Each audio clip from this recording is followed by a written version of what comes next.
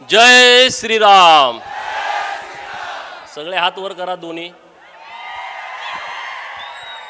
जय श्रीराम, जय श्रीराम, जय श्रीराम। अरे ते औरंगजेबाच्या कबरीत आवाज गेला पाहिजे, कसला आवाज देत तुम्ही? जय श्रीराम, जय जय श्रीराम।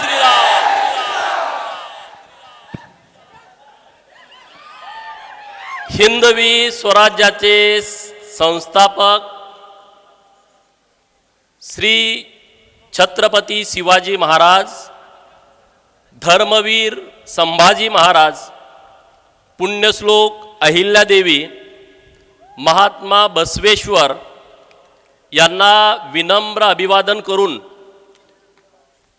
या विराट हिंदू सभेला संबोधित करण्यासाठी उपस्थित असणारे हिंदूंचे गब्बर माननीय नितेश राणे साहेब,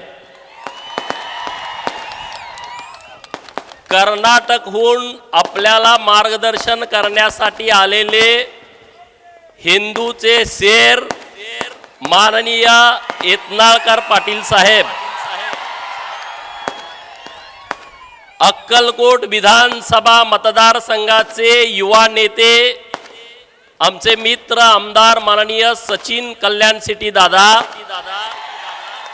भारतीय जनता पार्टीचे जिल्ह्याचे माजी अध्यक्ष माननीय शहाजी पवार साहेब, व्यासपीठावरती उपस्थित सर्व आमचे महाराज, त्यांच्या चरणी मी नतमस्तक होतो आणि तुमचं खरं आभार व्यक्त करतो की एवढे हिंदू छावे या विराट सभेसाठी उपस्थित आहेत।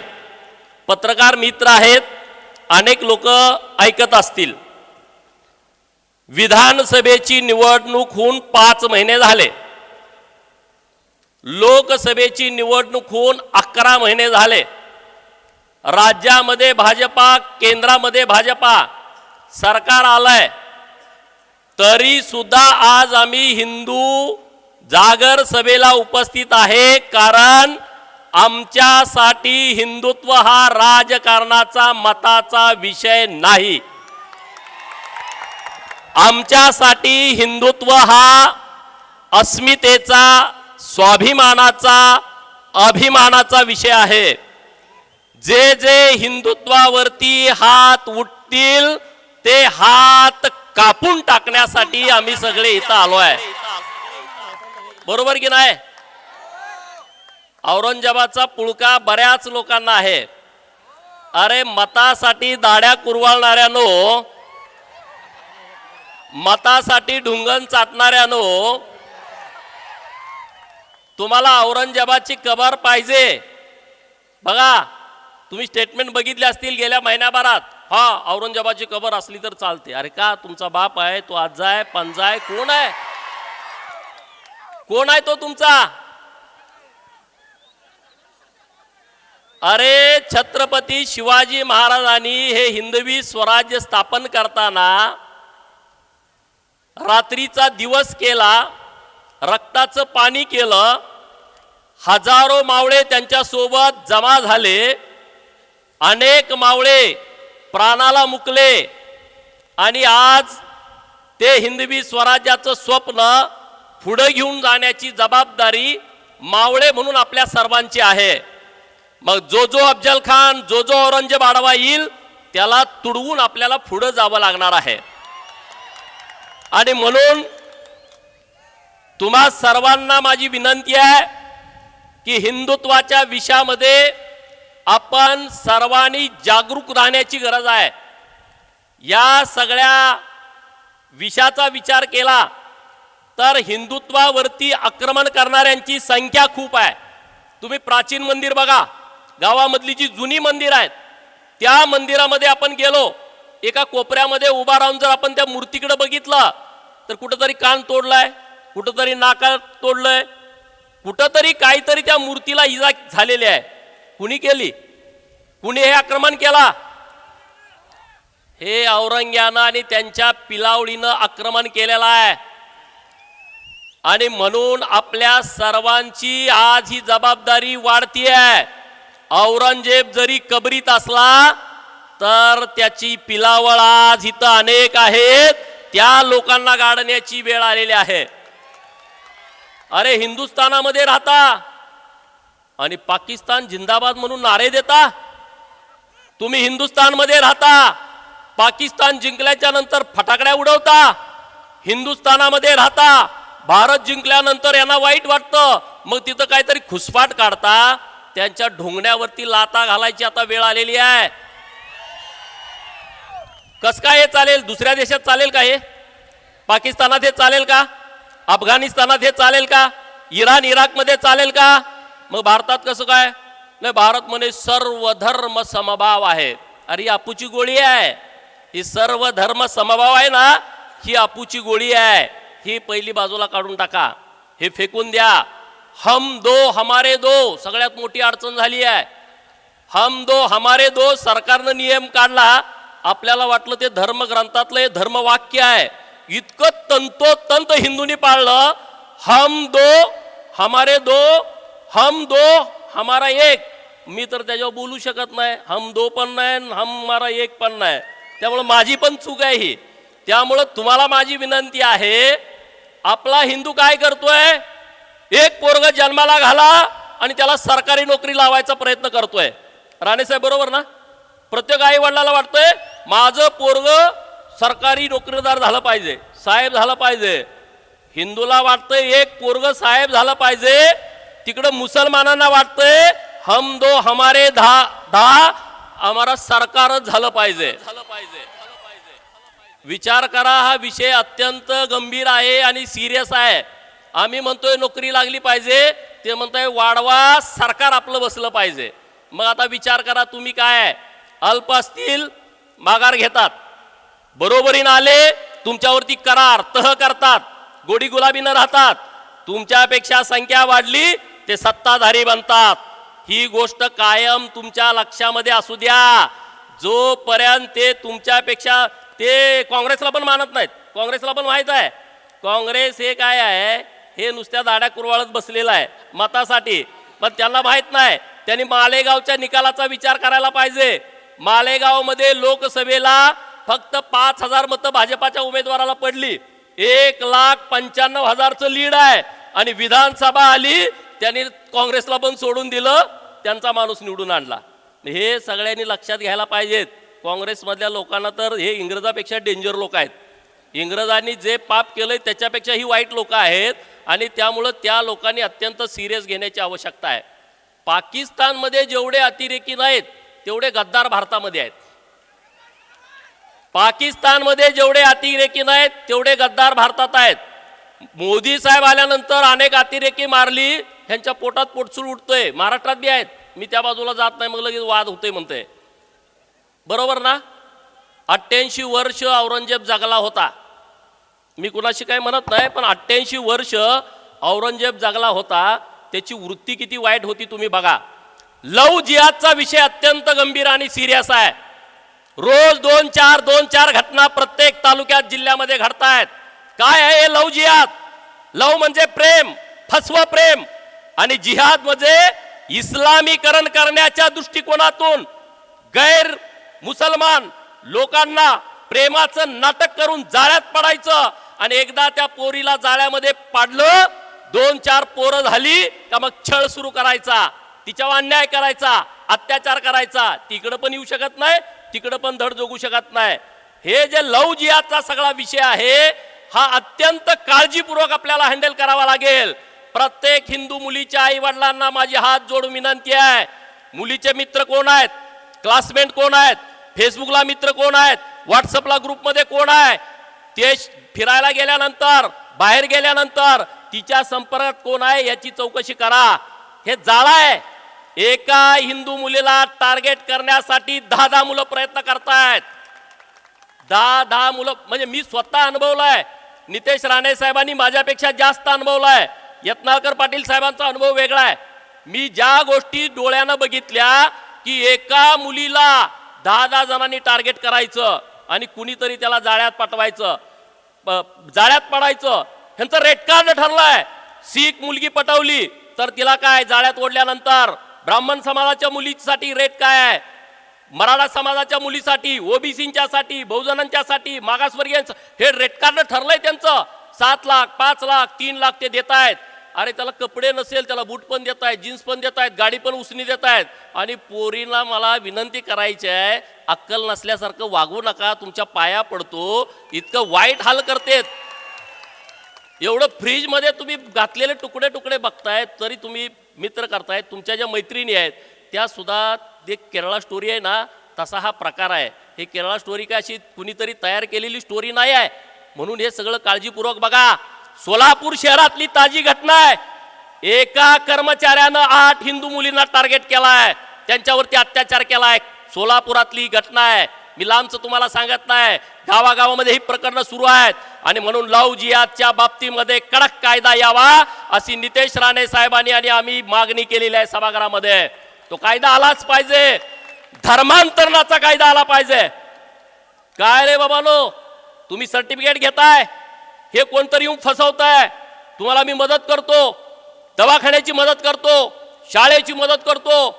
आपल्या गरिबीचा फायदा घेऊन हे सगळे लोक जाळा टाकतायत. आणि पहिल्यांदा मदत करायची, काहीतरी येऊन मंत्र म्हणायचा, तुम्हाला दुरुस्त केलं, काहीतरी गोळ्या पाण्यामध्ये काहीतरी गोळ्या टाकून मिसळून द्यायचं, ते पाणी पिलं का बरं होत आहे. हे एक षडयंत्र आहे. आणि मग धर्मांतरण करून घ्यायचा. मित्रांनो, धर्मवीर छत्रपती संभाजी महाराज हे आपले आदर्श आहेत. 41 दिवस हाल हाल करून औरंगजेबाने मारला. तो काय म्हणत होता की तुम्ही धर्मांतरण करा, परंतु धर्मवीर छत्रपती संभाजी महाराज म्हणले की मी धर्मांतरण करणार नाही, मरेन पण बदलणार नाही. अरे एवढा मोठा आदर्श आपल्या पुढे असताना, जो मृत्यूला घाबरत नाही, एवढा मोठा आदर्श आपल्या समोर असताना चिरीमिरीसाठी नालायकपणा जर कोणी लोक करत असतील, म्हणजे देवाऱ्यातले देवत सगळे घेऊन पाण्यात टाकायचे, नदीत टाकायचे. अरे त्यांना गाठा उद्या जाऊन. असे कोण धर्मांतरण केलेले लोक आहेत त्यांना घर वापसी करा, त्यांना परत घ्या, त्यांना समजावून सांगा. अरे हिंदू धर्म जगात वेगळा आहे. आज तुम्ही बघितलं युट्यूबवरती गेल्यानंतर फॉरेनर सगळे येडे झालेत, नाचतेत लगा. आणि तुम्हाला अक्कल नसल्या का तर तुम्ही आम्ही करतोय. हे होता कामा नये. हे पूर्णपणे बदलण्याची आवश्यकता आहे. आता माझ्या हातात फाईल आहे, एका महिंदरगीतली फाईल आहे. एवढे सरकारी जागा या लोकांनी ढापलेत. सोलापूरच्या कलेक्टरांना माझी विनंती आहे, आता वेळ नाही, एवढं दप्तर आहे, हे उद्या ह्याच्यावरती नितेश राणे साहेबांचं माझं पत्र जोडून सोलापूरच्या कलेक्टरांना देतो, महाराष्ट्रातल्या सगळ्या कलेक्टरांना पत्र देतो. महाराष्ट्र सरकारची जी जागा आहे, महाराष्ट्र सरकार गायरान, वन विभाग, ग्रामविकास विभाग, कुठलीही गावठाण असेल आणि ह्या जागा अशा अनाधिकृतपणे ह्या कारणासाठी बळकावल्या असतील तर सरकारनं त्याचा तात्काळ एक अहवाल घ्यावा आणि ती सगळे बुलडोजर त्याच्यावरती फिरवून टाकावेत. अरे राज्याचा मुख्यमंत्री खमके आहे, गृहमंत्री खमके आहे. विशाळगडावरचं अतिक्रमण किती वर्षाचं होतं, काढलं की नाही, सगळं पाडून टाकलं. प्रतापगडावरचं अतिक्रमण सगळं काढून टाकलं. म्हणजे गावातलं अतिक्रमण काढणं काय फार अवघड बाब नाही आहे, परंतु काही अधिकारी त्यांना मिळालेले असतात. हे सगळं काढून टाकायचं, काय ठेवायचं नाही. आणि तशी मागणी आपली सरकारकडे आहे आणि सरकार निश्चितपणे करेल. प्रत्येक जिल्ह्याच्या कलेक्टरनी ह्याची माहिती घेतली पाहिजे. अरे गरीब लोकांना जागा नाही द्यायला, त्यांना द्या ना जागा. कुठीतरी बळकावताय. लँड जिहाद हा मोठा विषय झालाय महाराष्ट्रामध्ये. दादागिरी करायचं, गुंडगिरी करायचं आणि गरिबाच्या जमिनीवरती कब्जा टाकायचा, खोटं करारपत्र तयार करून घ्यायचं. ही असली दादागिरी महाराष्ट्रामध्ये खपवून घेतली जाणार नाही आणि तुम्ही आम्ही पण ती खपवून घ्यायची नाही. आपण एकत्रित झालं पाहिजे. मला लोक काय बोलली की गोपीचंद तुम्ही धनगर समाजाच्या आरक्षणामध्ये पुढं असता. मी म्हटलं होय, धनगर समाजाच्या आरक्षणामध्ये मी पुढं असतो. ओबीसीच्या आरक्षणाचा विषय आला, गोपीचंद तुम्ही पुढं असता. मी म्हटलं होय, ओबीसीच्या आरक्षणामध्ये पण मी पुढं होतो. मी त्या सगळ्यांना सांगतो की धनगर समाजाच्या आरक्षणाच्या बाबतीमध्ये मी पुढं असतो आणि कायम पुढं राहणार. ओबीसीच्या आरक्षणाच्या बाबतीमध्ये बाबासाहेबांनी संविधानाने अधिकार दिलाय, त्या हक्काचं संरक्षण करण्यासाठी मी नेहमी पुढे असणार. पण जेव्हा हिंदूंचा विषय येईल तेव्हा मी हिंदू धनगर असणार. जेव्हा हिंदूचा विषय येईल तेव्हा हिंदू माळी असणार, हिंदू तेली असणार, हिंदू कोष्टी असणार, हिंदू वंजारी, हिंदू रामोसी, हिंदू बेडार, हिंदू कैकाडी असणार, हिंदू डवरी, हिंदू गडसी, हिंदू माकडवाला, हिंदू कडक लक्ष्मीवाला, हे सगळे मी असणार ना. जेव्हा धर्माचा विषय येईल तेव्हा जातीचा विषय आम्ही बाजूला ठेवू. आणि जातीमध्ये जर कोणी धर्माच्या बाबतीमध्ये तेढ निर्माण करण्याचा प्रयत्न केला तर त्यांना जाग्यावरती सांगू, अरे पहिला हिंदू आणि मग माझ्या जातीचा विषय घेईन. बरोबर ना? त्यामुळे हे विषय आम्हाला महत्वाचे आहेत. जातीमध्ये तेढ निर्माण करण्याचा प्रयत्न करून जर कोणी मताची पोळी भाजणार असेल आणि हिंदुत्वावरती आक्रमण करणार असेल तर ते आम्ही अजिबात खपवून घेणार नाही आहे. अजिबात नाही. नितेश राणे साहेब इथं आहेत, डॉन गडी आहे, तुम्हाला माहित आहे, ते ढिलं पडत नाही. वाघाच्या पोटी वाघ जन्माला येतो, बरोबर? वाघाच्या पोटी काय हरिण जन्माला येतं का? नारायण राणे डॉन आहे, आज 80 वय असलं तरी तो डॉन आहे, त्यांचा पोरगा डॉनच असणार ना. हा? आणि यत्नाकर पाटील साहेब तुम्हाला माहित, तुमचे शेजारी आहेत, त्या विषयावर मी आता बोलणं तुम्हाला माहित आहे. हा? ते तर हिंदुत्वावरती एकदम तुफान काम करतात आणि त्यामुळे ही गरज आहे. मी विचार केला, अरे बाबांनो, ह्या विषयावरती आपण बोललं पाहिजे, या विषयावरती जागृती केली पाहिजे, नाहीतर हिंदू राष्ट्र राहणार नाही. मित्रांनो, केरळमध्ये काय परिस्थिती आहे बघा, तामिळनाडूमध्ये जाऊन काय परिस्थिती आहे बघा, पूर्व भारतामध्ये काय परिस्थिती आहे जाऊन बघा. जे पूर्वी हिंदू राष्ट्र होती आपल्या बाजूची शेजारची, त्या राष्ट्रातली जाऊन परिस्थिती बघा. हे सगळं जाणीवपूर्वक तुम्ही सगळ्यांनी डोक्यामध्ये घेण्याचा विषय आहे. हे घुसखोर आहेत ना, पहिले घुसखोर हकलले पाहिजेत. 10 कोटी घुसखोर या देशामध्ये राहत आहेत, 10 कोटी. अरे आपल्याला अक्कलकोट जवळ आहे, अक्कलकोटच्या एखाद्या लॉज वरती जाऊन बघा, ते लॉज वरचा मॅनेजर पहिल्यांदा ID कार्ड मागताय, आधार कार्ड मागताय, मतदान ओळखपत्र मागताय आणि मग तुम्हाला एक रात्रीसाठी रूम तुम्हाला भाड्याने देतंय 1000 रुपयाला. जर हॉटेलवरचा मॅनेजर एक रात्र राहण्यासाठी आपल्याला आधार कार्ड मागत असेल, मतदान कार्ड मागत असेल, तर या देशामध्ये राहायला तुमच्या काय बापाची प्रॉपर्टी आहे का रे भडव्यानो? हा? तुम्हाला कोणी विचारणार आहे की नाही? तुम्ही विचारा शेजा पाजाऱ्याला, कोम्बिंग ऑपरेशन करा त्या गल्लीत जाऊन, कोण आहे, कुठला आलंय, काय माहित नाही, ओळख नाही, नवीन दिसतंय, त्याला घालवलं पाहिजे. त्यांच्या कंबाड्यात लाता पहिल्यांदा घातल्या पाहिजेत. हे रोहिंग्या असतील, बांगलादेशी असतील, पाकिस्तानी असतील, यांना पहिल्यांदा हकलून दिलं पाहिजे बाहेर. जननियंत्रण कायदा आला पाहिजे, पण तो मुस्लिम जननियंत्रण कायदा आला पाहिजे, ही आपली मागणी सगळ्यांची असली पाहिजे. हम दो हमारे एक वर आपण अडकलोय, आम्हाला कसला आता कायदा नको आहे, यांच्यावरती वचक आली पाहिजे, ह्याच्यावरती कारवाई झाली पाहिजे. यासाठी आपण सगळ्यांनी प्रयत्न केला पाहिजे. धर्मांतरण विरोधी कायदा महाराष्ट्रामध्ये आला पाहिजे आणि तो देवाभाऊंच्या नेतृत्वामध्ये येतोय, नक्की येतोय. अरे इकडं आपण ओबीसीचं सर्टिफिकेट घेतोय आणि तिकडं काय म्हणतोय नाव, मी टॉम आहे, मी फलाना आहे. अरे इकडं तू सर्टिफिकेट घेतोय ओबीसीचं, नोकरी लागतोय ओबीसी वरती, आणि तिकडं म्हणतोय मी सॅमसंग आहे. अरे कसं काय चालेल इथं?